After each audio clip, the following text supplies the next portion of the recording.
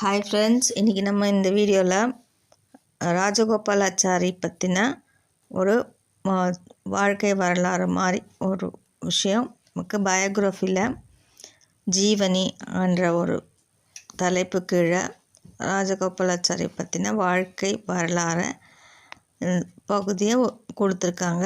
இது ஒரு முக்கியமான ஒரு செகண்ட் பேப்பரில் வர ஒரு சம்மரி. இதுக்கு 10 மார்க்கு உண்டு. இப்போ சாராம்சம் படிப்போம். இப்போ புத்தகத்தில் நமக்கு எந்த பக்கத்தில் இருக்குன்னா 205வது பக்கத்தில் இந்த சாராம்சம் இருக்குது. இப்போ படிக்கிறேன்.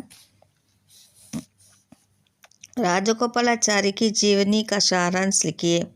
राजगोपालाचारी महात्मा गांधी के अनुयायियों में सबसे श्रेष्ठ है.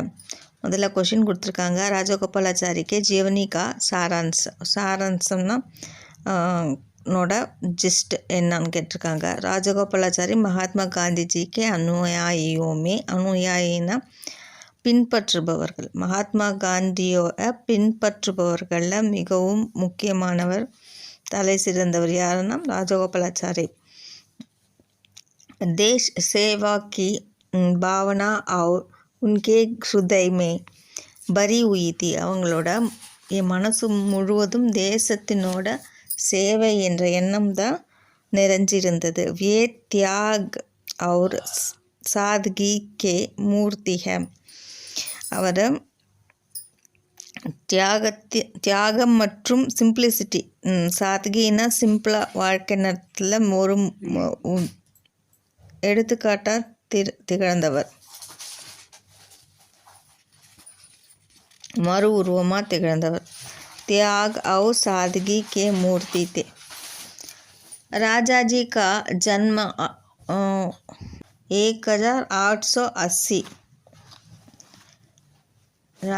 राजा जी का जन्म 1880 में सेलम जिले के एक छोटी से गांव में हुआ था. स्कूल और कॉलेज शिक्षा के बाद वे कानून पढ़ने मद्रास चले गए. ராஜகோபாலாச்சாரியாருடைய பிறப்பு எங்கே நடந்ததுன்னா சேலத்தில். எந்த ஆண்டுனா 1880ஆம் ஆண்டு ஒரு சிறிய கிராமத்தில் பிறந்தார்.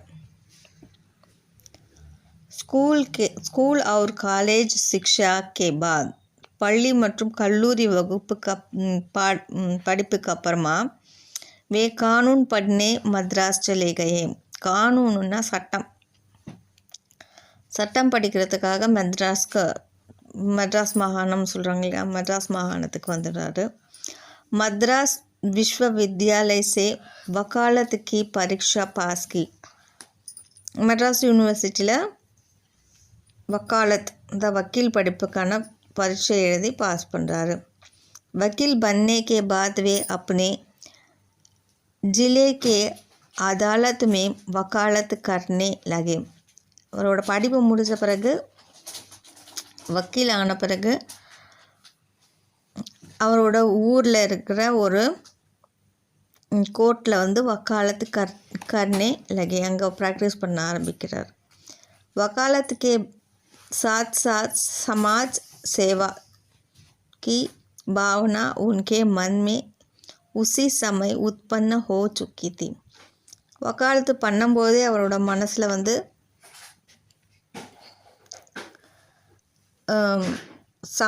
இந்த சமுதாயத்துக்கான ஒரு சேவை மனப்பான்மையும் அவருக்கு இருந்தது. सेलम नगर पालिका के अध्यक्ष पद से उन्होंने जनता की बड़ी सेवा की. நகர தலைவர், சேலத்தினோட நகர தலைவராக இருந்து ஜனங்களுக்கு பல நல்ல சேவைகளை செஞ்சுட்டு இருந்தார். युवावस्था से ही उनके मन में समाज की पिछड़ी जातियों और हरिजन के प्रति प्रेम उत्पन्न हो गए थे. யுவா அவஸ்தானா சிறு வயதிலேயே, இளம் வயதிலேயே அவரோட மனதில் சமுதாயத்தில் பின்தங்கிய வகுப்பை சார்ந்தவர்கள், பிச்சடே ஜாத்தியோனா பின்தங்கிய வகுப்பை சேர்ந்தவர், மற்றும் ஹரிஜன் தாழ்த்தப்பட்டவர்கள் சொல்கிறேன் அவங்களுக்காக ஒரு அன்பு வந்து அவரோட மனசில் இருந்தது. उन्होंने जाति प्रथा का कड़ा विरोध भी किया. ஜாதி கொடுமை, ஜாதி பிரதான ஜாதி கொடுமைக்கு எதிராக அவர் வந்து பாடுபட்டார். कुछ वर्ष சேலம் மே வக்காலத் கர்னே கே பாத், சில வருடங்கள் சேலத்தில் வக்கீலை ப்ராக்டிஸ் பண்ணதுக்கப்புறமா ராஜாஜி மദ്രാஸ் செலே கயே, மദ്രാஸுக்கு வந்துடுறாரு. அதுக்கப்புறமா அங்கே அவர் ஹைகோர்ட்டில் வக்காலத் பண்ணுறதுக்கு ப்ராக்டிஸ் பண்ணிகிட்ருக்காரு. மद्रास चले गए और मद्रास हाईकोर्ट से वकालत करने लगे. அங்கே வந்து செய்ய ஆரம்பிச்சிட்டார் அவரோட பணிகளை. ராஜாஜி गांधी द्वारा घोषित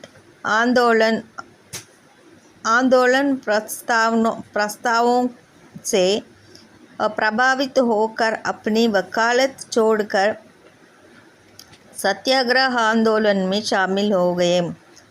இப்போ ராஜாஜி என்ன பண்ணுறாருன்னா, காந்திஜியால் அறிவிக்கப்பட்ட துவாரா கோஷித்னா அறிவிக்கப்படுறது ஆந்தோலன் பிரஸ்தாவ், அதாவது ஒத்துழையாமை இயக்கம் அழைப்பு விடுக்கிறார். யார்? காந்திஜி. அதில் வந்து தன்னை வந்து முழுமையாக ஈடுபடுத்திக்கிறாரு. அவரோட பணியான அந்த வக்காலத்து பணியும் கைவிட்டுட்டு அந்த சத்தியாகிரகத்துக்காக போராட்டங்களில் ஷாமில் ஹோகே தன்னை ஆஜர்படுத்திக்கிறார், தன்னை வந்து இன்க்ளூட் பண்ணிக்கிறார். இன்னொரு வாட்டி படிக்கிறேன் பாருங்கள். कुछ वर्ष सेलम में वकालत करने के बाद राजाजी मद्रास चले गए और मद्रास हाईकोर्ट से वकालत करने लगे. இது கிளியராக இருக்கு இல்லையா? கொஞ்ச நாள் வந்து சேலத்தில் வேலை செஞ்சிட்டுக்கப்புறமா மദ്രാஸில் ஹைகோர்ட்டில் வந்து வக்காலத்து பண்ணுறதுக்கு துவங்கிறார்.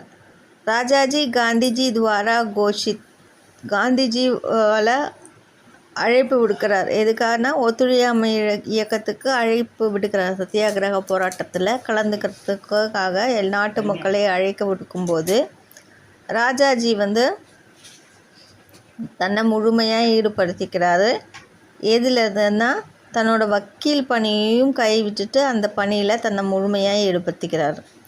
सन 1920 के बाद राजाजी का संपूर्ण जीवन देश और समाज के सेवा के बीता. அதாவது 1920க்கு அப்புறமா ராஜாஜி முழுமையான வாழ்க்கை முழு நேரமும் தேசத்துக்காகவும் சமுதாயத்தோட சேவைக்காகவும் தன்னை வந்து கழிக்கிறார். स्वतंत्रता आंदोलन में अनेक बार जेल गए. சுதந்திர போராட்டத்துக்காக பல முறை வந்து சிறையில் அடைக்கப்படுறாரு. கை வருஷ காராகிரகமே பித்தாயே தே. காராகிரகம்னா சிறை, கடுஞ்சிறை, அதான் அடைக்கப்படுறாரு. காந்திஜி கே ஹரிஜன் உத்தார், காந்திஜியுடைய ஹரிஜன மக்களுக்கான மேம்பாட்டு திட்டங்கள், சர்க்கா பிரச்சார், இந்த கைராட்டை, அவங்க கைராட்டையில் நூல் நூற்கிறாங்க பாருங்கள், அதாவது கைத்தறியினோட மேம்பாட்டுக்காக அந்த போராட்டம், மற்றும் சராப் பந்தி, சாராயம் குடிக்கிறத வந்து தடை செய்கிறதுக்காக மது விலக்கு, சராபுன்னா மது, பந்தின்னா தடை செய்கிறது, ஆந்தோலனோமே போன்ற முக்கியமான போராட்டங்களில் அவர் தன்னை ஈடுபடுத்துகிறார். ராஜாஜி தன் मन से शामिल होकर इन कार्यक्रमों को सफल बनाने में लग गई. இந்த போராட்டங்கள் வந்து நல்ல முறையில் வெற்றி பெறுறதுக்காக தன்னை முழுமையாக ஈடுபடுத்திக்கிறார். ராஜாஜி ने सेलम जिले के तिरुचेंगोड नामक गांव में காந்தி ஆஷ்ரம் கி ஸ்தாபனா கி. இதுக்கப்புறம் என்ன பண்ணுறாருன்னா, சேலம் மாவட்டத்தில் திருச்செங்கோடு என்ற ஊரில் வந்து கிராமத்தில் காந்தி ஆசிரம் என்ற ஒரு ஆசிரமத்தை தன்னோட நண்பர்கள் உதவியால் நிறுவுறாரு.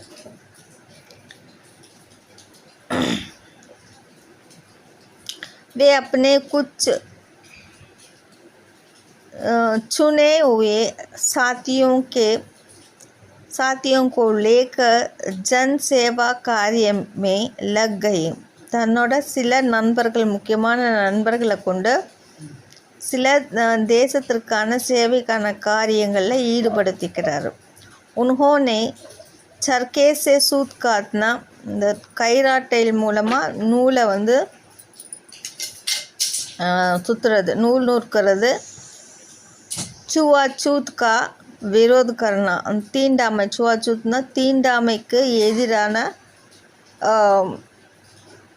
இருக்கிறது. ஷராபு கா பிரதிபந்து லகானா, ஷராபு கா பிரதிபந்து லகானா அப்படின்னா மது விலக்குக்கான போராட்டம். ஜெய்சே விஷயம் பர் லோகோं को उपदेश दिया போன்ற விஷயங்களில் மக்களுக்கு வந்து அறிவுரைகள் வழங்குறாரு. மறுபடியும் இந்த பேராகிராஃப் படிக்கிற பாருங்க. सन 1920 के बाद राजाजी का संपूर्ण जीवन देश और समाज के सेवा में बिता. 1920க்கு அப்புறமா முழுமையாக தன்னோட வாழ்க்கையை வந்து நாட்டு மக்களுக்காகவும் தேசத்தினோட விடுதலைக்காகவும் முழுமையாக ஈடுபடுத்திக்கிறார். स्वतंत्रता आंदोलन में अनेक बार जेल गए और कई वर्ष कारागृह में बिताए. சுதந்திரதா ஆந்தோலன், சுதந்திர ஆந்தோலன்னா போராட்டம், சுதந்திர போராட்டத்துக்காக தன்னை முழுமையாக ஈடுபடுத்திக்கிறாரு. கை வருஷம் இதனால் வந்து ஜெயிலுக்கு போகிறாரு. காராகிரகத்தில் தள்ளப்படுறாரு. அதாவது இருட்டு சிறை, காராகிரகன்னா இருட்டு சிறையில் அடைக்கப்படுறாரு. காந்திஜி கே ஹரிஜன் உதார், ஹரிஜன மக்களின் மேம்பாடு. காந்திஜியோட ஹரிஜன மக்களை படிக்க வைக்கணும் என்ற ஒரு இது இருந்தது. அதுக்கப்புறம் சர்க்கா பிரச்சார், அதாவது கைராட்டு சுற்றுதல், சராபு பந்தி மது விலக்கு போன்ற முக்கியமான போராட்டங்கள் में राजाजी तन मन से शामिल होकर इन कार्यक्रमों का सफल बनाने में लग गए. இந்த போராட்டங்கள் முழுமையாக வெற்றியடைகிறதுக்காக தன்னை ஈடுபடுத்திக்கிறார்.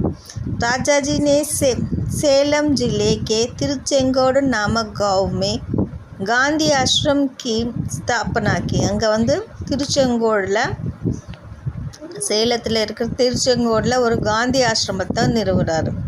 वे अपने कुछ चुने हुए साथियों को लेकर जन सेवा कार्य में लग गए. மக்கள் பணியில் ஈடுபட ஆரம்பிக்கிறார் ராஜாஜி. ஒரு சில நண்பர்கள், தேர்ந்தெடுக்கப்பட்ட நண்பர்கள் வாயிலாக இந்த வந்து பணியை வந்து அவர் மேற்கொண்டு செய்கிறார். உன்ஹோனே சர்க்கே சே சூத் காத்னா, இந்த கைராட்டை மூலமாக நூல் நூற்றுதல். சுவாச்சூத் கா விரோத் கர்னா, தீண்டாமைக்கு எதிர்க்கிறது, தீண்டாமையை எதிர்த்தல். சராப் கா பிரதிபந்த், மது விலக்க பண்ணுறதுக்கான லக்னா போன்ற. ஜைசே விஷயம் பர் லோகோं को उपदेश दिया போன்ற விஷயங்களில் வந்து மக்களுக்கு அறிவுரைகளை வழங்குகிறார். ராஜாஜி தமிழ் और अंग्रेजी में के अच्छे विद्वान थे. தமிழ் மற்றும் ஆங்கிலத்தில் புலமை பெற்றவர் இவர். जेल में रहते समय उन्होंने संस्कृत सीखी. சிறையில் அடைக்கப்படும் பொழுது, அதாவது போராட்டங்களில் ஈடுபடுறார் இல்லையா, சுதந்திர போராட்டத்துக்காக ஈடுபடும் போது பல நேரங்களில் ஜெயிலில் அடைக்கப்பட்டுறாரு. அந்த மாதிரி டைமில் அவர் வந்து சமஸ்கிருதத்தை வந்து சிறையிலேயே கற்றுக்கிறார். उन्होंने रामायण, गीता, उपनिषद आदि का गहरा अध्ययन भी किया है. அவர் அங்கே என்ன படிக்கிறாருன்னா ராமாயணம், கீதை और உபநிடதங்கள் மற்றும் பல விஷயங்களை வந்து ஆழ்ந்து படிக்கிறார். சும்மா அப்படியே மேலோட்டமாக நுனிப்புள் மேய்கிற மாதிரி இல்லாமல் முழுமையாக முதலும் முடிவும் பூர்ணமாக எல்லாமே படிக்கிறார். ராஜாஜி சாகித்யக்கே பி பிரேமித்தே. சாகித்யம் சொல்கிறாங்க, இலக்கியங்களில் மிகப்பெரிய ஒரு லவராக இருந்தார், பிரேமி. उन्होंने रामायण और महाभारत की कहानियाँ अध्ययन सरल एवं रोचक शैली में तमिल में लिखी, जिनका अनुवाद प्रायः भारत की सभी भाषाओं में हो चुका है. उन्होंने அவர் என்ன பண்ணுறாருன்னா இதிகாசங்களான ராமாயணம், மகாபாரதம் போன்ற கதைகளை வந்து அத்தியந்த் ரொம்பவும் எளிமையாக, ஏவம் ரோச்சக் அதே சமயத்தில் ரோச்சக்னா அந்த இலக்கிய நயத்தோட எளிய மற்றும் இனிமை शैली வரிகளில் தமிழில் எழுதுகிறாரு. जिनका अनुवाद प्रायः भारत की सभी भाषाओं में हो चुका है. இதனோட மொழியாக்கம் வந்து சபி பாஷாவும் இந்திய மொழிகள் அனைத்திலும் வந்து டிரான்ஸ்லேட் பண்ணியிருக்காங்க. उन्होंने कई छोटी छोटी कहानियाँ भी लिखी है. அவர் பல சிறு கதைகளையும் எழுதியிருக்கார். ராஜாஜி ஹிந்தி கே படே समर्थक थे. ராஜாஜி ஹிந்திக்கு அது இந்தியை வந்து படித்தவள ரொம்பவும் டேலண்டட். और कई वर्ष तक वे दक्षिण भारत हिंदी प्रचार सभा मद्रास के अध्यक्ष रहे. அவர் பல வருஷங்கள் வந்து இப்போ நம்ம எழுதுகிறோம்ல, எக்ஸாம் எழுதுகிறோம்ல, இந்த சபைக்கு சேர்பர்சனாக இருந்திருக்கார் பல வருடங்கள். ராஜாஜி के बड़े समर्थक थे. हिंदी के राजाजी हिंदी के बड़े समर्थक थे. वे कई वर्ष तक हिंदी दक्षिण भारत हिंदी प्रचार सभा मद्रास के अध्यक्ष रहे. चेयरपर्सन अंदरकार. सन 1937 में जब वे तमिलनाडु और आंध्र के संयुक्त प्रांतों அதாவது மெட்ராஸ் பிரசிடென்சின்ற இருந்தப்போ, அதாவது மாநிலங்கள் பிரிக்கப்படாத போது, சுதந்திரம் அடைந்த பிறகு தானே மாநிலங்கள் பிரிக்கப்படுகிறது. இப்போது தென்னிந்தியா அதை என்ன சொல்லுவாங்கன்னா மெட்ராஸ் பிரசிடென்சி. எந்த வருஷம்னா 1937 तमिलनाडु और आंध्रा के संयुक्त प्रांतों के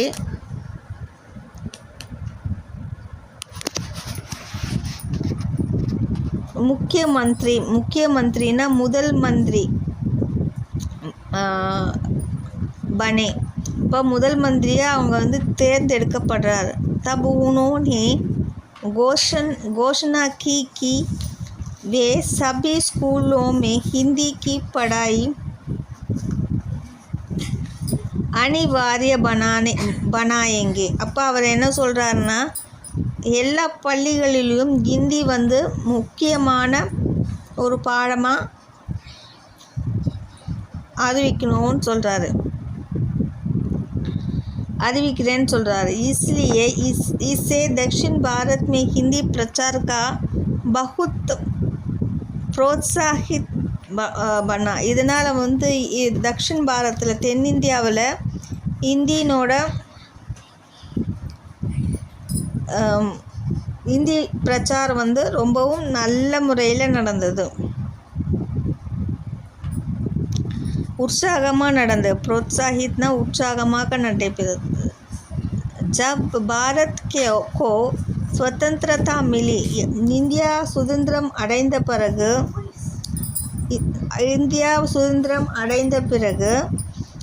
तब राजाजी भारत के प्रथम भारतीय गवर्नर जनरल बन गए. அப்போ இந்தியாவினோட முதல் கவர்னர் ஜெனரலாக தேர்ந்தெடுக்கப்படுறார். इस पद पर उन्होंने 2 वर्ष तक सफलतापूर्वक शासन किए. இந்த பதவியில் அவர் முழுமையாக 2 வருஷங்கள் வந்து ஆட்சி புரிகிறார். वे शासन के पद पर बैठकर भी सादा जीवन बिताते हैं. ஒரு ஆட்சி பொறுப்பில் இருந்தாலும் அவர் வந்து ஒரு மிகவும் எளிமையான சாதாரண வாழ்க்கையை தான் வாழ்ந்துட்டு வந்தார். சாதே கப்படே பெஹந்தே, ஒரு ஆடம்பரம் இல்லாத ஒரு சாதா உடையை தான் அணிஞ்சிட்டு இருந்தார், கதர் ஆடையை தான் அணிஞ்சிட்டு இருந்தார்.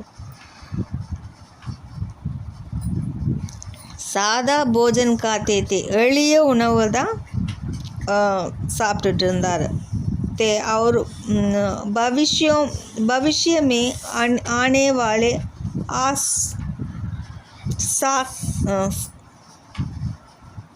शासकों के लिए ஆதர்ஷ் बन गए. இவரோட வாழ்க்கை எப்படி இருந்ததுன்னா, பிற்காலத்தில் வருகின்ற ஆட்சியாளர்களுக்கு எடுத்துக்காட்டு விதத்தில் மிகவும் எளிமையான வாழ்க்கையை வாழ்ந்தார்.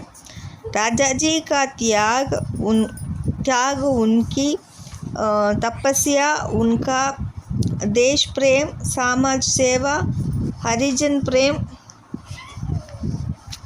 आदि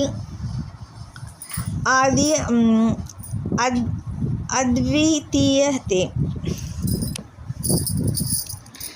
அது அவரோட தியாகம், உன்கி தபஸ்யா அவங்களோட தவ வாழ்க்கை, உன்கா தேஷ் பிரேம் அவங்களோட தேசபக்தி, தேசத்தின் மீதான அன்பு, சமாஜ் சேவா சமூக சேவகர், ஹரிஜன் பிரேம் ஹரிஜன் அடித்தள மக்களுக்கான ஒரு அன்பு, அனைத்துமே ஒரு தனித்துவம் வாய்ந்ததாக இருந்தது. उन्हें सब भारतवासी सदा ஸ்மரன் கரேங்கே. அவரை வந்து பாரத மக்கள் எப்பொழுதும் ஞாபகத்தில் வச்சிட்ருப்பாங்க. இதுதான் இந்த சாராஞ்சனோட தமிழாக்கம், மொழியாக்கம். சொல்லியிருக்கேன். எதனா டவுட்ஸ் இருந்ததுன்னா நீங்கள் கமெண்ட் செக்ஷனில் போடலாம். ஷேர் பண்ணுங்கள், சப்ஸ்கிரைப் பண்ணுங்கள் இந்த வீடியோவை. தேங்க்யூ.